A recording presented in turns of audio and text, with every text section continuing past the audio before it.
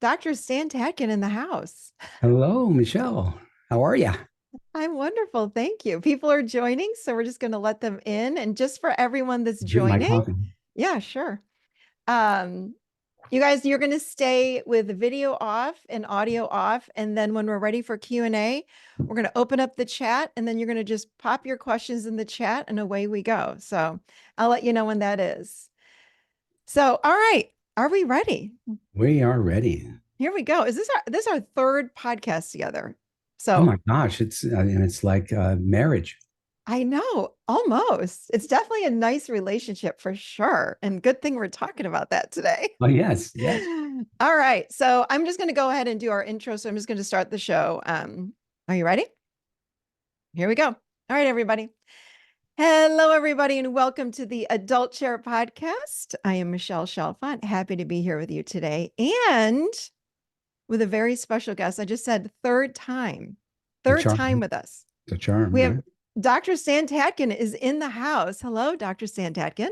Hi, Michelle. Thank you for having me again. Again. And for the people that may not know who you are, which I can't imagine that, but just in case, instead of me reading your whole entire bio, why don't you just enlighten us the high level version of who you are, Dr. Stan Tatkin? Well, let's see. Should I start with where I was born? No. That's Uh, typically how I do them. It's too long. We want the abbreviated version. I'm the developer of a psychobiological approach to couple therapy, otherwise known as PACT, P-A-C-T. And along with my wife, Dr. Tracy Tatkin, we co-founded the PACT Institute, which is a learning institute for therapists worldwide in this approach, teaching this approach. Yeah. That's me. Good God. That was great. Thank you. And your work is brilliant.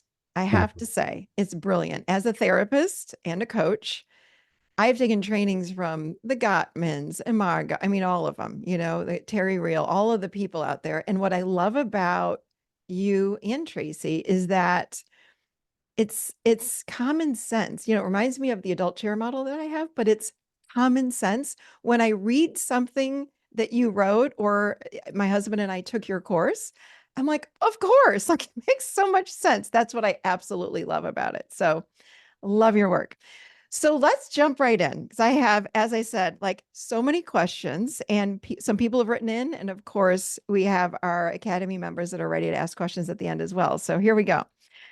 First of all, we're talking today about this incredible book, Wired for Love, but this The is the new second edition. edition. Yeah, second edition. So I just wanted to ask you, why the second edition? It's like, why did you feel that we needed to have a second edition? Because I wrote it in 2012. And I've learned a lot since then. And I've gotten a lot of feedback from it. And COVID happened, and all sorts of things have changed. But I wanted to bring people up to date with what I'm writing about today, when I'm with the last book, In Each Other's Care, and Mhm. also make sure that this is going to be more inclusive.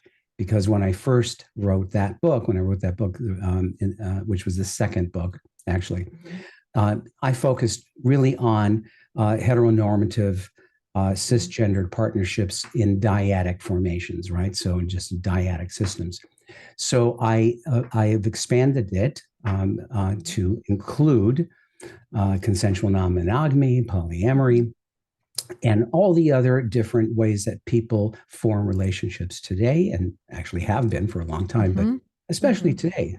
Uh, Mhm. and so, and I didn't realize at the time that I was excluding, uh, but I've since come to realize that that isn't what I want. Excellent. Well, thank you. Thank you for that update. It sounds like it was an important update. So I'm going to dive straight in. Can I dive straight in? Sure, in the shallow end or the deep end, or I'm not a shallow person, Stan. I tend to go like all the way in deep, deep, deep stuff. Okay. And I've got a lot of questions. So we're can going I to wear jump in can I here. wear a floaty? Okay, go ahead. Sorry. Let me throw you a life jacket. Here we go. I want to start out with sex. Let's talk about sex. Sure. So my first question is, how do we keep the excitement alive with intimacy? And I have a little quick, very quick little story I just want to share with you. Um, about I think it was about 15 years ago, I was a soccer mom when my children were younger, and I was at a soccer party. This is, again, about 15 years ago because my kids were little. I remember they were small. Anyway, so I was standing around with a bunch of soccer moms at this like party someone was having, and there were probably about 10 to 15 moms standing there. And I love asking people deep questions, and oftentimes they get uncomfortable, which I don't care, but I really want the information. So I said to all of them, "Hey, you guys, all the women were standing around. I said, how's your sex life?" That's a good icebreaker Yes, of course. And of for course, they soccer laughed at me. moms. They're like, "Of course you ask us this." They're talking about something, a hobby. And I'm like, "I've got a great question. Let's all go around the circle. And I'd love to know, how's your sex life?" And they all went around the circle. Okay.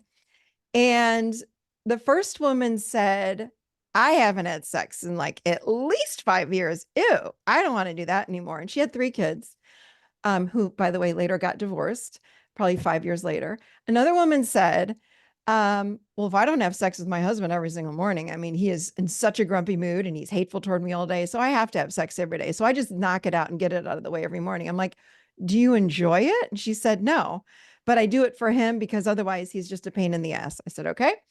And then almost everyone else said, "Well, I mean, of course I have to have Saturday sex, or I have to have weekend sex, or I have to have, Sunday sex. And then I'm done." And I asked every single person, every woman, "Did you enjoy it? Do you enjoy it? Are you enthusiastic about it?" And honestly, Stan, almost every single person said, "No, I just got to get it out of the way." And I thought, oh my God, this is so sad. And there was one woman there of all of us that said, "I actually have a healthy sex life. We have sex at least twice a week, and I love my husband, and it's all great." And I was like, well, like one out of 10 or 12 ain't so bad. But can And you she was expand? and she was lying too, right? Yeah, Kidding. she seemed like she did, but funny because if you saw these women, it's like they all looked like they were happy and they were joking around with their husbands at games and things like that. So I found it really fascinating. And I went on to ask a lot more people that same question, and I got the same responses from so many people. So can you touch on this? Like, what goes wrong? Can we get it back? I mean, this seems to be a common thing that happens with couples. Well, it's an interesting last thing you said. Can we get it back? The question is, did we ever have it? Um, Um, because in the beginning, sex is a whole different thing, right? Because we're on endogenous drugs that change our judgment, and it's as if we're getting a biological push from nature to procreate. Uh, mhm, because remember, nature doesn't care about relationships. We do, mhm, only about continuation of the species. And so there's that experience when we're sort of super people, we're super performers in the beginning because of those endogenous drugs. And also because there are certain systems, memory systems, that have not yet been tapped, like the attachment system. mhm. That comes about when we start to Yeah. feel that we're committed to another person. And then we remember what it's like to depend on somebody. And depending on whether you're secure or insecure, distancing or clinging, you're going to defend yourself against what you know will happen. And that puts the kibosh sometimes on sex too. Mhm. So there's, I think, a difference between what I would think of as intimacy or making love and sex. They could be the same, but they are also different if we want to look at it that way. So, sex is a physical performance thing of usually people say it's intercourse because Mhm. Clinton, right, didn't have sex with that woman, meaning Mhm. I didn't have intercourse, but everything else I did. Yeah. Um, and so, so first definition of sex. What do you mean? What does this person mean by sex? Everyone has a different idea of what that is, just like love. And so that could cause problems if you don't know what you're talking about. But also, it's driven by systems that we, uh, if we're experiencing it at the time, we don't understand, right? Because it is tends to be for people in this country performative, and when that happens, a lot of trouble starts to happen depending on your Mhm. attachment style. So The way I think of intimacy is being present and attentive, right? Mm, Present and attentive and curious. Bedtime, being curious with each other, improvising, nothing rote, nothing, no expectations, at least sometimes, right? Being mhm, in each other's eyes, being allowing yourselves to be awkward together, and allowing whatever happens to happen, which actually refreshes the novelty experience, the strangeness that we find in a person, because nature has a way of automating everything we do. So that's due to the law of energy conservation. So energy conservation means nature has allowed all living things to do the least amount necessary, so it can do mhm, what it needs to do, unencumbered and fully resourced. That means that as soon as we start to go out with each other and those drugs wear off, we begin to automate each other. And then memory takes over, memory that goes all the way back to early childhood, because these romantic primary attachment relationships trigger memories from it's the only relationship that does, from our earliest dependency experience with the gods, the ones mhm, who created us, the parents, mhm, the giants, right? mhm, And so that's why these relationships tend to be very difficult for most of us at some point. So, so now we're automating each other and literally stop looking. We literally stop being curious. We think we know the other person, but we don't. mhm, It's easier, but we are going to now make a ton of mistakes in attribution, all sorts of things, because we've lost the need to be present and attentive. We're looking for other novelty. mhm. That's the human condition, all of us. In fact, there was a study that women get bored with their men faster than men get bored. They just don't say it. Wow. Um, so this is what happens, and then we get lulled into an idea that we're family, and then we start operating like one. That's not real sexy. The Mhm, strangeness begins to wear off, and the familial and familiarity begins to take center stage. And so we drop formalities. We tend to have, I think we have privileges, entitlements that we do not or should not have, at least unilaterally. And mhm, so all these things get in the way, plus the messages from our culture of what you should be doing, keep up with the Joneses, you should be having sex, 3 times a week or whatever. Pornography changes the game in terms of ideas, expectations, and mhm, distancing. So intimacy, we're moving through time, you and I. um, we're strangers always trying to get to know each other. That's our task, right? We're not family. I don't really know you. I'm trying constantly to get to know you better and better. What else is there to do? And that is what stimulates the strangeness, the novelty. I look in your face, I look in your eyes, I stay there, and I start to notice that I haven't been looking, that mm, that I've stored your face for weeks or months in my memory, so I don't need to look, right? mhm, And so that makes life easier, but it also makes life boring. And I start mhm, to take things for granted, and I'm not getting excited. So there's no presynaptic dopaminergic squirt in our mhm, brains, because mhm, it's the same old, same old.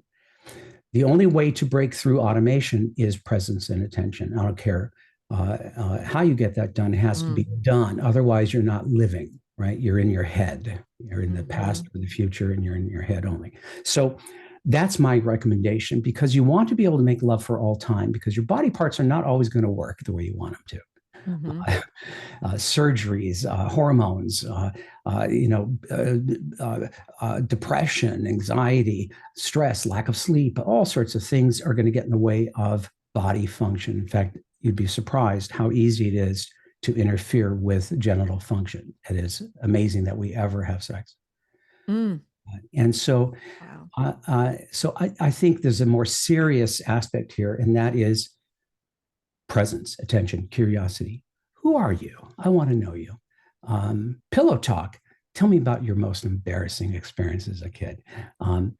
Who's your first? Who did you kiss first? I mean, these are things we used to do, and maybe Mhm, we did in the beginning, but we stopped. And so we have to remember behavior wags the tail of feelings. You don't do something, you're not going to feel it. Mm. So if I'm going to summarize all of this, I kept hearing you say the word presence. Yeah. Stay present, continue to look in the eyes, Mhm. continue to look in the eyes, right? Eyes are the windows to the autonomic nervous system. Oh, okay. In fact, Graham just quoted you the other day. He's like, you need to be looking at me when you're saying that. Remember what Stan used to say? I'm like, yes, Graham. Okay. Um, all right. So after the cocktail wears off, the hormone cocktail, and that lasts 9 months to a year.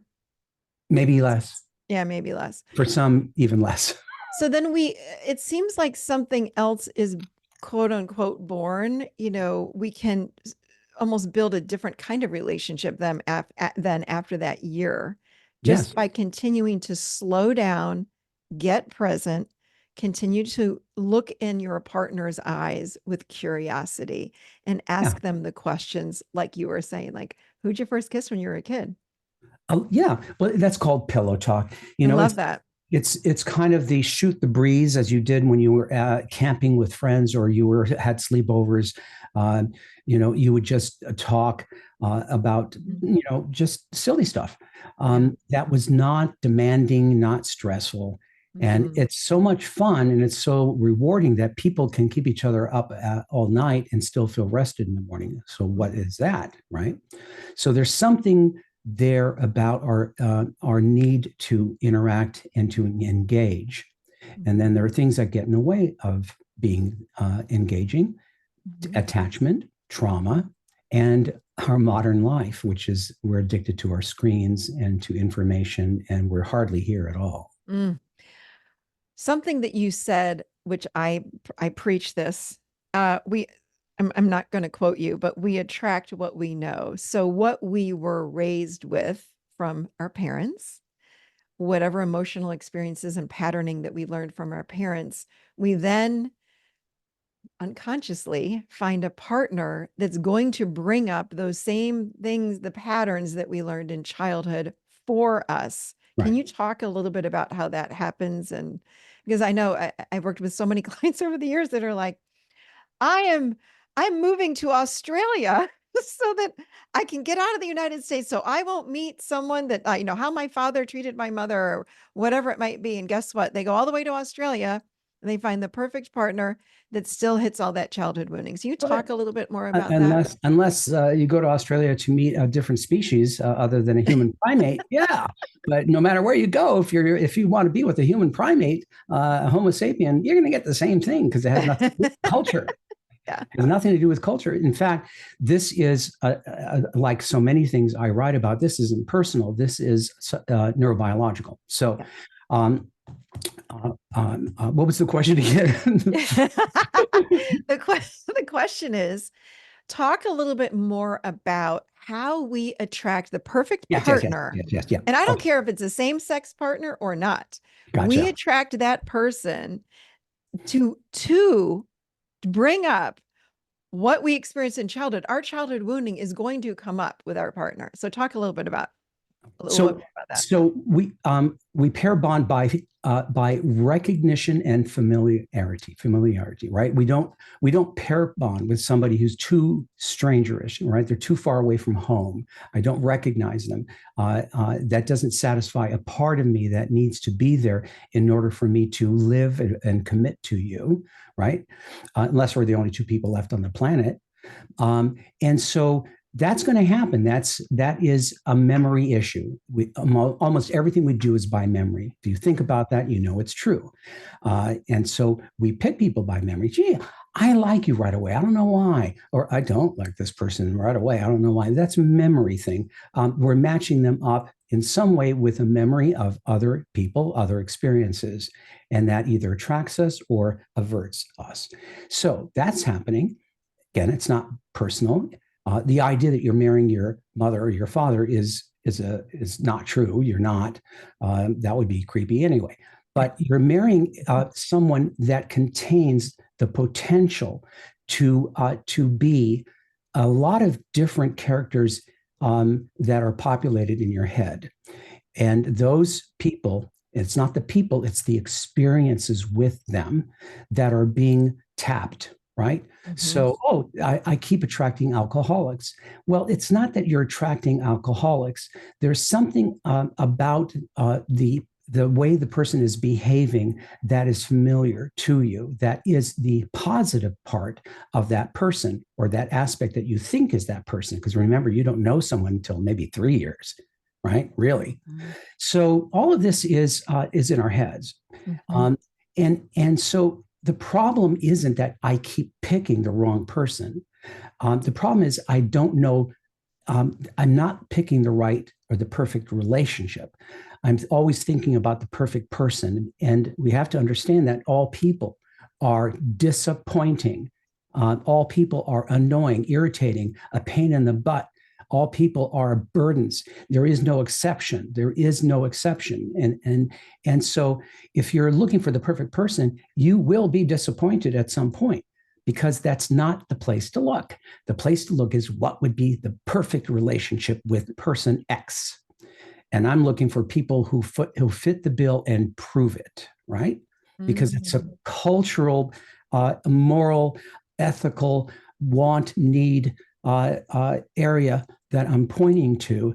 And I don't want to accept anything less, because people are perfectly imperfect, right? Mm-hmm. That's fine. That's fine. But we both want the same things. We both want the relationship to come first above all else. Or if not, and that's what I want, then good day, right? I'm looking for someone who wants the same thing, right? It has to be. So that's the mistake that people make, number one. Number two, all of us have bad pickers. There's no such thing as a bad picker. The problem is that we're not using our social network to vet these people, because again, we're on drugs. We're not ourselves. We don't know what we're doing.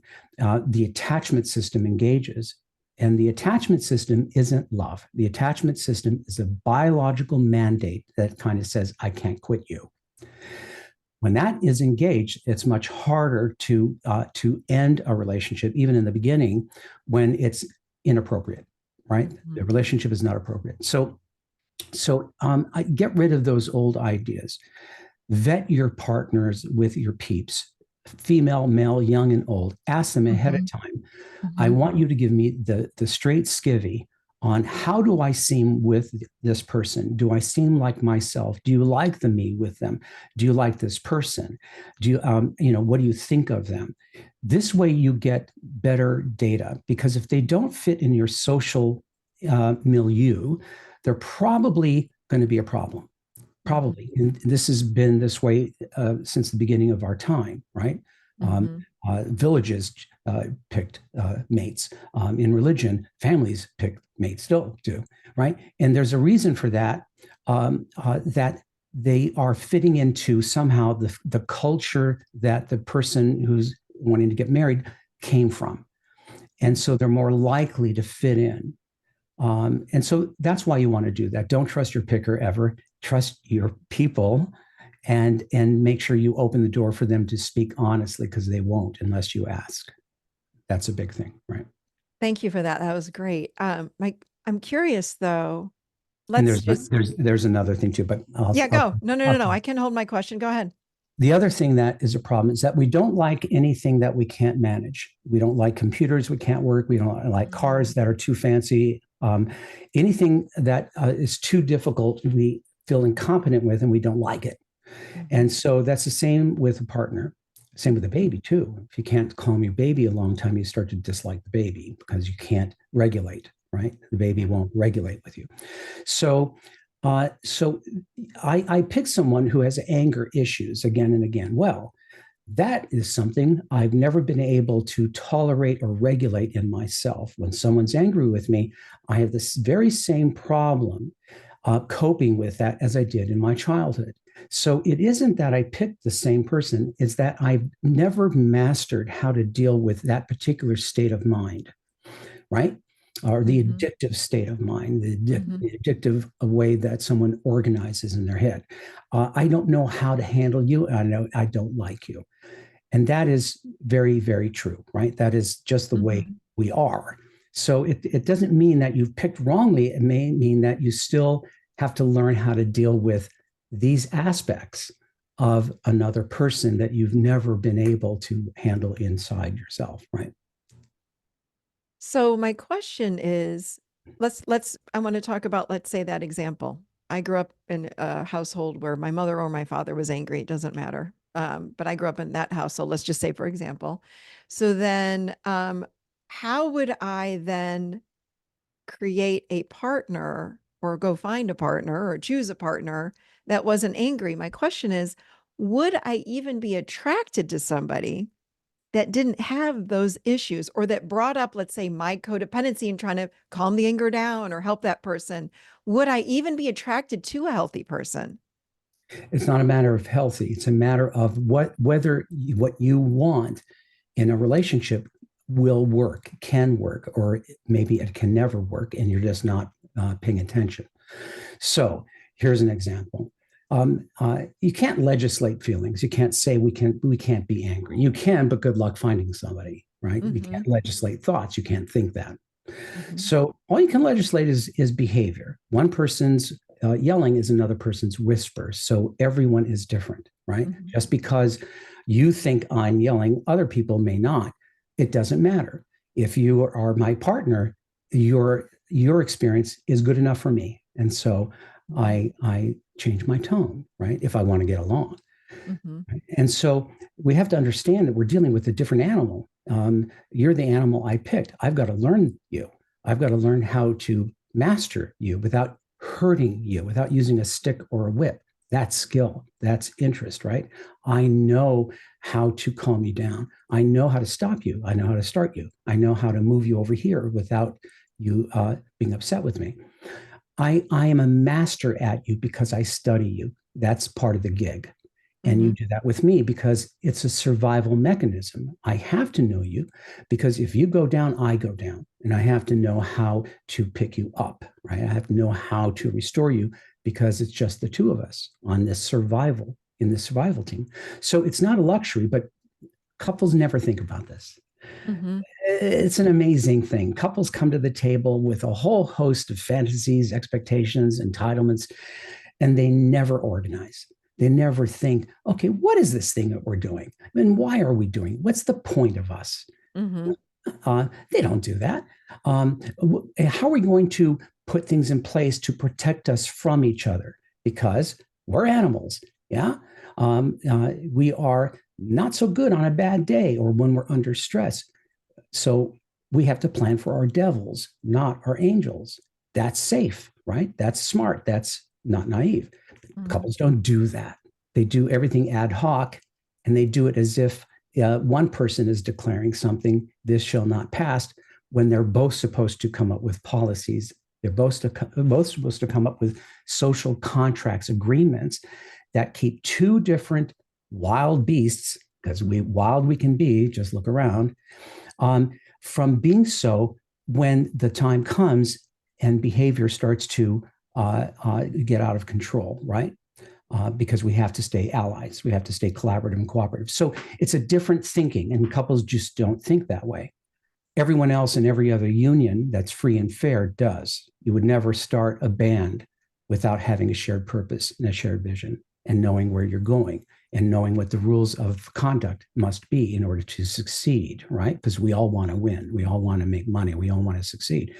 Same thing with a couple. They don't have any idea of why they are or what structure they have created that contains them and makes good things possible and bad things, difficult to happen. So say us both.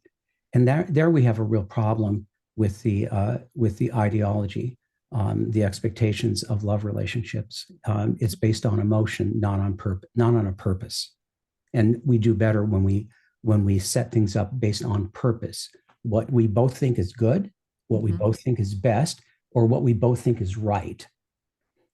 Right? It doesn't matter if we feel like it. If we decide that this is the right thing to do, we do it no matter what. We do it when it's the hardest thing to do, because that's the only thing that protects us from each other. Otherwise, we might as well not have any agreements at all, right? So this is how it's always worked, Mm. accepting couples. Oh, I have Couples are not built to last long or be happy. right. or be happy for that much. Yeah. Yeah. They're not built to last long. That was a really important comment too. Um, It's but because they, human beings are built more for war. We're very good at war. We're not very good at love. As good. wow. So then what's the one thing we need to do in order to stay connected long term? Understand ourselves, understand that that if you're a human being on this planet, you are by nature selfish, self-centered, moody, fickle, opportunistic, easily influenced by groups. You can turn on a dime. Um, uh, um, Mm, uh, Fickle, right? And xenophobic. We mm, otherize. If you're not like me, you're not like me. You're opposite me. You're an other, and then I treat you accordingly. So that is part of our DNA. That's part of our heritage. And if we mhm, don't know that, we're going to act out in terrible ways.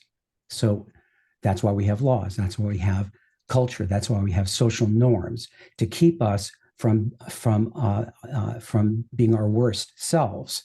And you can see that that's not happening today, right now, mhm, right? mhm. People are showing their worst selves. People are fragmented, tribalized, because there's no coherent shared purpose, no shared vision as a group of Americans. We're now divided. Yeah. And so that will happen with a couple. Mhm, Same thing, or a family. No mhm, shared vision, no shared purpose, no guardrails, no relational morals and ethics. It's the mhm. Wild West, and people will fight. So what if I'm in a relationship and my partner, I'm hearing you say a couple different things. Okay, so I'm in a relationship with somebody and like you said, Is your husband front know? Graham? Graham's down. You want me to call him up here? No, no. I'm in a relationship with someone. I just said, Oh, does your husband know? So, no, Stan, I'm not having a relationship outside of my marriage. Let's just say I'm in a relationship with someone and I'm having realizations that, oh, wow, I'm noticing, I'm going to use this again. Maybe I'm codependent. I'm really enmeshed with him, or he's, I don't know, angry. He's detached, but I'm noticing what's going on with myself. And I do then my own personal work, right? I then might start seeing a coach or a therapist and doing my own work, and my partner's not doing their work. So then when I have conversations with them and I'm saying, hey, I'm realizing that I've got these issues, you've got these issues, let's come together. And my partner goes, yeah, no, I'm fine. This is all on you. What do you do with couples where they're not aligned? there's They're a, just not yeah, aligned. it's a great question, and there's actually a simple but very difficult answer. Before therapy, people behaved themselves. You didn't need to go to a shaman or to a therapist to get your act together, right? You were Mhm. expected to do things. And if you didn't, you go to jail or you get kicked out of the tribe or things happened. There are consequences for bad behavior, right? So, so the way to take care of that is to organize. Do we want a relationship of equals? Both of us share power, authority. We are two generals, two executives, two top dogs. We have to reckon with that, and therefore we have to comport ourselves as leaders and bosses. Do we want that, or something else? Because if one person doesn't want that and the other one does, that's called a deal breaker. Mhm. That can't work. It's not because I say so. It's just if you think about it, it can't. Right? We will forever fight over power. Mhm. Um, it just can't work. So when we're thinking of relationships in this way, it's not a matter of good, bad, right, or wrong, right? You have every right to be a drug addict, but if that's not the life I want, and I don't want to be around drugs, neither of us are wrong in my Mhm. game. Neither Mhm. of us are wrong or bad. We're just pointing in two different directions, and it won't work, right? It Yeah. just won't. There's no Yeah. way. You want monogamy, I want polyamory. Okay, I'm not wrong, you're not wrong, but it won't work. We can't. We won't be able to do business together. We won't be able to That's decide right. things. We won't be able to do anything. So people have to look at this as it is in reality. You have to decide. You have to make sure that you're on the same page with what you want this to be, Mhm.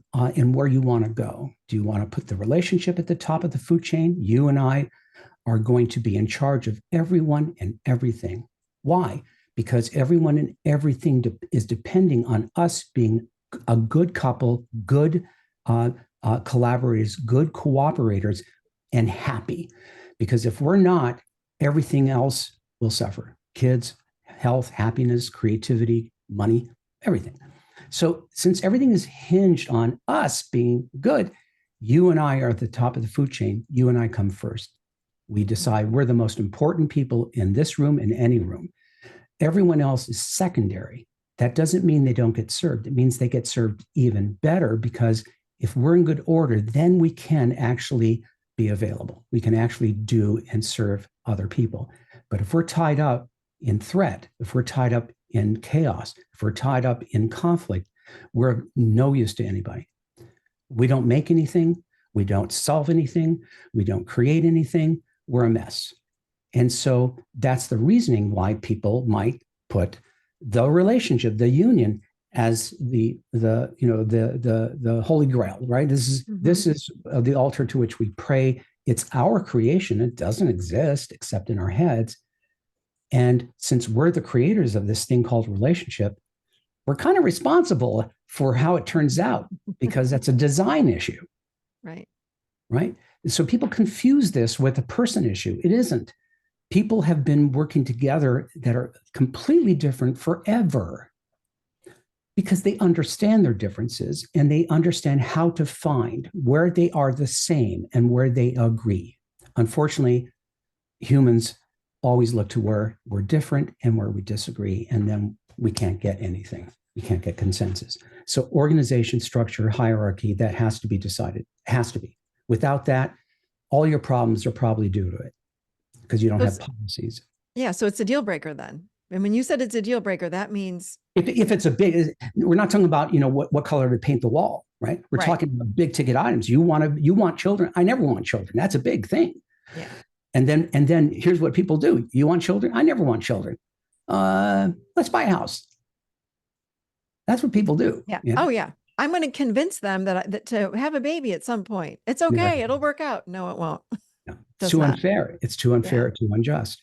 So anything that's too unfair, too unjust, too insensitive cannot work, because it accrues threat, memory, and resentment, which is going to snowball and to a level where it'll be very hard to deal with, because threat eventually becomes wholly biological.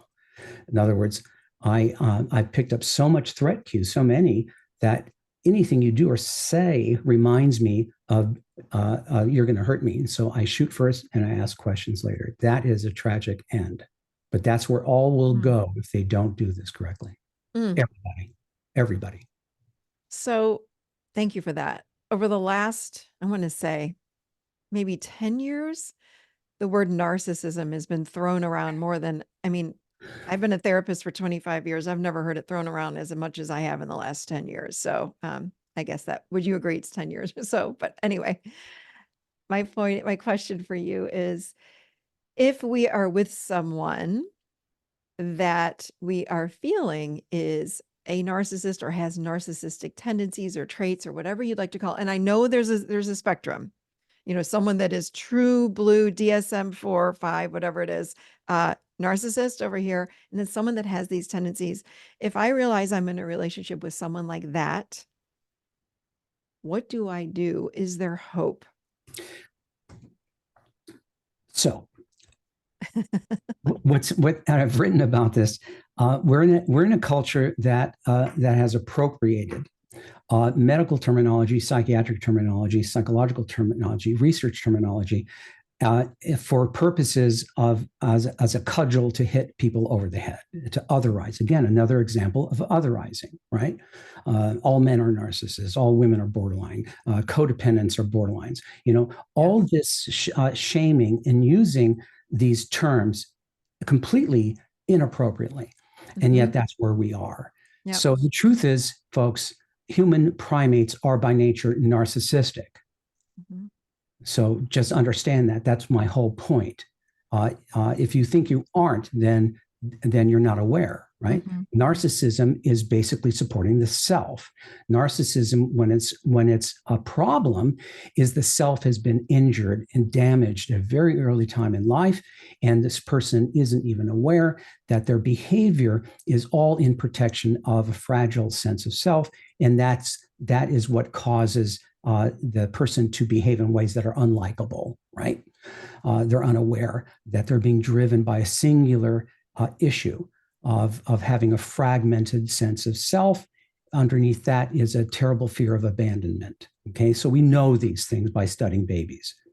That's it. Otherwise, we're all narcissistic, and that's not a bad thing. There's healthy narcissism, right? So, but here we're talking not about why somebody won't play along.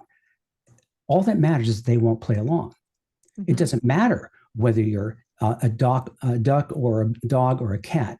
If you won't play along with the game I want to play, you're not appropriate. I don't have to think about why. I don't care, right? Because you either are on the same page or you're not. So you can be, and I can be as messed up as I want or as I am, but I want the same thing you want. I'm driven by my own interest in this idea. I will self-govern that part and allow you to govern that part for me as well. And I will do what must be done in order to protect the union that I value. That's the bottom line. It doesn't matter if you have trauma, you're still expected to behave in a manner that is like a team member. You cannot, it's not a solo sport, right? Unless you decide it is, in which case you better be able to defend why it's a good idea, because your life depends on it. So we're talking about grown-up stuff, being an adult and deciding your future. Who do I want to be? What do I want to be? What do I want this to be? And am I sincere? And am I willing to put my money down and actually set things up that will force me to do things even when I don't want to, because I believe that's where I want to go. That's it. That's character. So when we're talking about agreements, we're talking in principles, we're talking about things we want or don't want, and we're planning and we're vetting this for when we least want to do it. So let's say you and I have we decide, let's do something. Let's build something in where we are admiring, loving, affectionate, romantic, appreciative of each other through each day. Each day, it's like just how we breathe. That's what we do, right? And then the question is, of course, how do you want your love, admiration, right? Because you're different than me. But the real question is, do we do that when we're pissed at each other? And the answer, if it's a purpose-centered principle that must happen, the answer is yes. Do we do it when we hate each other? Yes. In all instances, it must be done. That is where I'm pointing people. That's the only way to have a good life. Otherwise, you get what you pay for, which is nothing. You have to set set the bar high, because the bar for us off the factory line is low, very, very low. It's at the level of a 5-year-old or less. And so, if you want to live a life of being feral, go ahead. But this is a higher level of social emotional thinking, interacting, and a higher level of moral, personal moral thinking. If you and I are in a 2-person system, I have to take care of you and you have to take care of me. I have to be responsible for your ongoing felt sense of safety and security, and you are doing that with me. We guarantee it. That's a social contract because we can do that, but the world will never do it. We can do it because the alternative is terrible. We can do anything we want. We just have to agree, and we have to be sincere in wanting it. Right? And then we can do magic. Then we can do the sky's the limit. Sky's the limit because we're working together. So the answer to the question of codependency is one direction only. I give and hope I'll get something in return. No. Two generals, this is based on terms and conditions. This is reciprocated, or I'm not interested. Right? We have to play by the rules that we set up and how we envision this. right? Mhm. And I think we always do better when we believe in something greater than ourselves. In this case, partners, their creation that's constantly being shaped by them is this shared mythology called a relationship. That's greater than them. And so we are pulling our behavior up to have a better life, to be better people, and to be happy. But we have to be disciplined and play fair. I can't win at your cost. I'll lose. Mm. I can't afford for you to lose. So we have to bargain. We have to make sure that every decision before we move is good for me and good for you, or it won't work. It'll cause downstream trouble. So this is a different way of thinking. It's teams. It's a three-legged race, right? Right. If our legs were bound, we're two different people, but we won't be able to do anything unless we move together with permission, Mhm. right? Otherwise, we'll fight and we go nowhere. We'll probably starve. Um, and if you were tied together, you'd get exactly what I'm talking about. You can't do that. It's not a Right. solo sport. But again, I go back to, what if my person doesn't want to move forward with me? What if they're not interested? What if they, bye I love bye? you. I love you, but it won't work. Yeah. Yeah. It won't work. It's not. You're wrong. It Yeah. just won't work. It can't work. It just, I love that answer, because I worked with so many people, excuse me, over the years that have said, well, maybe if I do this, or maybe if I change this, or maybe if I have more sex, or maybe if I, then they're going to change. It's like, they're not going to change. No, they're And doing it's what they not our want. job to change someone else. They're I doing what can't they change want. you. You got to Yeah. want it. Yeah. What changes me? By having a purpose and a personal purpose that I selfishly want for myself, not because you want it. I do it because you want it, watch out. I'm going to resent you, Yeah. right? Yeah. If you do it because I want it, you're going to resent me. I'll pay for it. Either way, we pay. Yeah. What happens to you happens to me. Our fates are tied. Therefore, we have to think of each other and ourselves at the same time, or the other will see us as an adversary. Mm-hmm. Fact. Mm-hmm. Yep. If I talk in a way that only is about me, it compels you to do the same. And now we're adversaries because we're not talking collaboratively. I'm not including you in my calculus, Mm-hmm. and you know it. So it's a different thing. If you were in armed forces and you behaved in this way, well, I just don't want to do it. You're in the brig, or you're scrubbing toilets, or you're doing push-ups. It won't be tolerated. The culture won't, because your life depends on you being a team player. You're risking other people's lives. This is not about you. This is about everyone. You have to care more or as much about the group as you do for yourself, Mm. right? And Yeah. so that's affirmed in a dance troupe. Or if you were going for the Olympics and you were an ice skating couple, right? Do you think you're going to fight so much that you won't get what you want, such as to get the gold? No, you're going to work with each other because you both have the same want. We want to win. Therefore, you're going to have to work together. And if you're not, the coaches aren't going to make you, right? Because Mm. you're jeopardizing this for everybody who's Yeah. interested. So couples don't have that pressure except from me or you or anybody else who believes that this is reality. This must happen. Um, and that's a hard thing because of orientation. Everyone knows how to do this. They just don't think they should. Right. Got it. Oh, that's so good. Um, all right, let's do one more question, then we're going to Thank open you up. for letting me blather so much. No, that was so good. That was so good. We're going to do one more question, and then we're going to open up to the Q&A for the Academy here. Let's talk about the couple bubble. It's so important. You've talked about it on other shows with me, but I love the couple bubble. It's in this book again. So can you share with people, what is the couple bubble and why is it so important? The couple bubble speaks to fealty to each other. We know exactly who and why we are. We have to protect this union at all costs. Therefore, we're going to protect each other in public and private at all times. Mm-hmm. By the way, that protection is always measured by the person who experiences something hurtful. So if you think I didn't protect you, you win. I cannot and should not ever argue that, because I'll just make you more threatened. So I am so sorry. I didn't know I did that. Next time I do that, cue me and I'll cooperate. Right. So we are constantly assuring each other by our behavior. When we misstep, we fall on our swords fully. And that is an art and a discipline, and it's very hard for most people to do. Yep. You know what? You're right. I was wrong. That was not good. I shouldn't have done that. I wouldn't have liked it if you'd done it.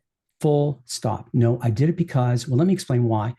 These are aggravants. Yeah. Well, what about what you do?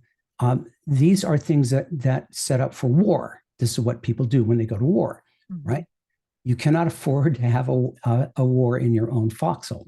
That's stupid, right? That's suicide. Right. So I yield to you. If you thought that I said that, I said it. If you felt that I looked that way, I looked that way. I fix it because the relationship is more important than being right. The relationship is more important. I'm protecting myself and the relationship, because if the relationship goes down, I'm screwed. Mm-hmm. Okay? It's a different thing. It's a different orientation. It's not a tool set. And I want to be clear, the focus is not on the other person, it's on the relationship. Yes. Here's another one that people are going to have a hard time with. I'm responsible for your reactions to me. Why? Hold on, say that again. I'm responsible for your reaction to me, what I say or what I do. I am, because I should have known better. I should have known the animal I'm with. I should have known how to approach you, how to talk to you. You're my particular audience. I'm not. So obviously I messed up. So the emphasis is you're in my care. I am your handler in the best way. I have to be able to work with you without triggering threat, or I get nothing. That's a fact. I could blame you, but that's war. Yeah. Nothing will happen. So this is a different grown-up set of responsibilities where the self is subordinated by something greater that includes the self, and that is the union that I'm going to benefit from because I've built it that way. We are both going to benefit. Neither of us are going to lose, which means we're confined to win-win. We have to actually work that. But if we think we shouldn't have to, we won't. I cannot afford you to lose at all because I will pay for it. I cannot. That's not how, it's not possible. So I understand that. Therefore, I have to make you whole and be okay at every move, and you have to do the same with me, or there's trouble. Okay. Period. It's not personal. It is a fact. And it's always been that way with our kind, people, humans, always. It's a hard one for sure. It's hard. It blows us up, and our self-esteem when we hold to it, and I can attest, it's hard. I'm as stubborn and annoying and as difficult as the next person, but it's worth it. It pays out immediately when I do the right thing, and it's the hardest thing to do, even though it's still hard, and I just want to punch somebody instead of saying I'm sorry. My self-esteem goes way up because I know I did something that I believe was right when it was the hardest, and the other person knows it too, and that they appreciate and return, because that's where gratefulness comes. That's where earned love comes. We're doing what we believe, what we decided is good, best, right, even when it's the hardest. You can't beat that. That's an awesome life. Yeah. But it takes discipline. It takes conviction in your beliefs and in your agreements, and then it takes follow through as a fair player to do what you say, period. And then everything starts to work beautifully. People soar because they're actually working together, taking threat off the table systematically to where there is none, and lowering interpersonal stress to a low hum. Now, all these resources that are used for doubt, fear, right, worry is gone. And now we can do anything. We can create together. That's how I wouldn't be here and doing this if not for my wife. She'd say the same. We made this. We created this by design to where we actually don't have anything to fight about. We still piss each other off. That's human beings. But we have issues to fight about because we already agree on those things. Mm-hmm. And so, right? And so there's peace and there's profit. There's surviving and thriving. And that's what I wish for people. Mm. But it doesn't come cheap. And it really is all about safety. I mean, that couple bubble is all about safety. We've got to feel safe within our relationships. Otherwise, you can't do anything. Yeah, then there's no relationship. Here's the deal. Mm. If I start to make you feel unsafe, Mm-hmm. and I can see it on your face, and if I know you, I can see it, I will not be able to influence you. Mm-hmm. That's a fact. I will not. Why? Because the slightest amount of corticosteroids in the brain changes the brain and dulls or inhibits the executive functions from being able to think properly. So I am more automatic and I'm more self-protective the higher my heart rate goes up and my blood pressure goes up. So all of that is a neurological. It is not purposeful. It happens autonomically because our survival instinct is extremely acute and will not do what we tell it to. Right? Mm-hmm. So now you can't influence me because you're not a friend. You're not friendly. And if I don't know that, and if I don't know how to manage that in you, we both walk away with nothing. That's the bottom line. Mm. We won't get anything done. And people who are experts in consensus making know this. Mm-hmm.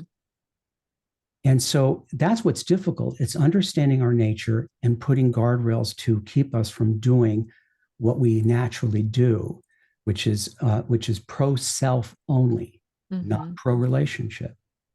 That's what we will all do under enough stress. You have to know that. You have to own it. You have to believe that that is true. It's not personal. Everyone's like that.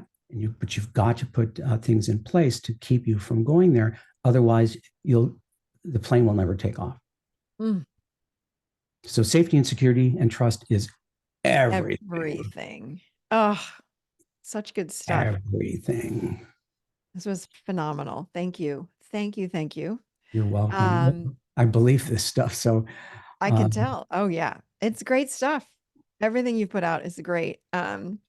Let people know where probably because I needed to know this myself. Isn't that the way it is? We have to learn it for ourselves first, right? Yeah. Absolutely. Where can people find you and let us know what you have coming up? So I will add it to the show notes. The central place to find me, us, the Institute is at the PACT, PACT Institute.com, the PACT Institute.com. There we have for professionals, training programs, like I said, virtually all over the world. But we also, my wife and I, do couple workshops virtually throughout the year. They're very powerful, 8 weeks. And we have a couple retreat. We can say retreat because there you can lounge and drink cocktails. This time in Costa Rica next year. Mm-hmm. That's in January, right? Yeah. And I believe registration is now open. We just did Portugal and we did Spain before that. These are wonderful retreats, top level, 5-star, fun, and very, very rewarding. We've never had anybody say anything other than, wow, that was great. I wanted to do the one. Didn't you do one in Tuscany or something? We did one in Tuscany. I was like, go back there, but I just might be seeing you in Costa Rica. I'm just saying. Oh, please. I'm going to add all this to the show notes, and I just want to say thank you so much for being on today. And we're going to open up the Q&A in a moment. But thank you, Stan. Really, it was amazing. Thank you. Appreciate it.